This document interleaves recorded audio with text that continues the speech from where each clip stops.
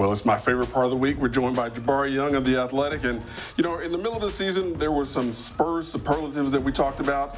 The season's ended, unfortunately. Jabari, we want to get back into that. Yeah. Jabari, who was the best hype man on this squad?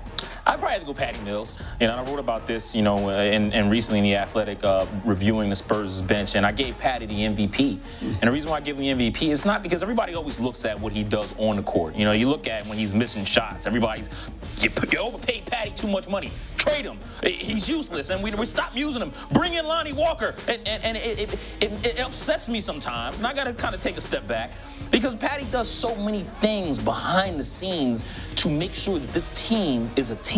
Gregg Popovich has put on his plate. He said, listen, I need you to be my mouthpiece when I'm not around. I need you to help these guys understand the way we do things around here. And Patty has taken that role, embraced it, okay? And I think he's done a damn good job at it. So I'm going to give Patty the team bench MVP. He's been that good. I like what I see from him leadership-wise. Okay, who was the most underrated player on this team?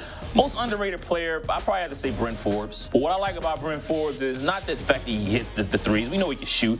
I like the fact that he tries effort-wise on defense. You know what I mean? He ain't stopping nobody. Bryn's too small. He ain't not going to stop. But he at least says, you know what? You ain't going to just push me around. I'm going to make things tough for you. Sometimes he's going to get it because, you know, he's that small. But at the other time, he holds his own. That's exactly why. The fact that Bryn at least gives effort and tries on that side of the court, I respect that because it's easy to go out there and say, I'm not playing defense. I just want to hit shots. But he does that on the defensive end, and I'm impressed with that. So underrated-wise, I think Bryn has had that title. Who was the most improved player of this year, Jabari? You know, Derrick White has been, you know, coming into the season, you know, I probably would have given it to Bryn. Over the first few months, Bryn has definitely been that. I mean, he's, you know, taking on the start when Dejounte Murray went down and then Derrick White went down. Bryn has come in, was starting at the point guard. You know, Gregg always jokes that it scared the hell out of him when he was a starter, but he held it down. You know, he did the best he could, and the Spurs won games with him in that position. So, you know, but it's easy to say that. But Derrick White, throughout this course, especially the second half of the season, really showed how important he is to this team. He was their best perimeter defender.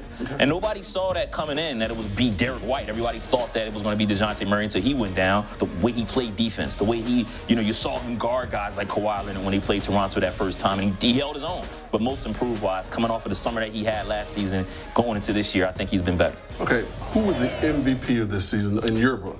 Well, you know, you have to go with LaMarcus Aldridge. You know, you see, you can also, you know, you can make the case for DeMar Derozan as well. But I think LaMarcus is probably was the more consistent out of the two. DeMar hit that little rough patch, you know, in around January, February, when he was kind of struggling a little bit. And I think it was because of various injuries that he had that he kind of was trying to play through. But LaMarcus, you know, had that 56-point game against the Oklahoma City Thunder, and one of probably the funnest game to cover, you know, in the regular season when they beat the Thunder back in January. And then obviously he had a nice little stretch there in around December to January, and then obviously putting together and played well in that 9-game winning streak. But LaMarcus has been really, really good, and I think he's been consistent. So MVP, you got to give him that.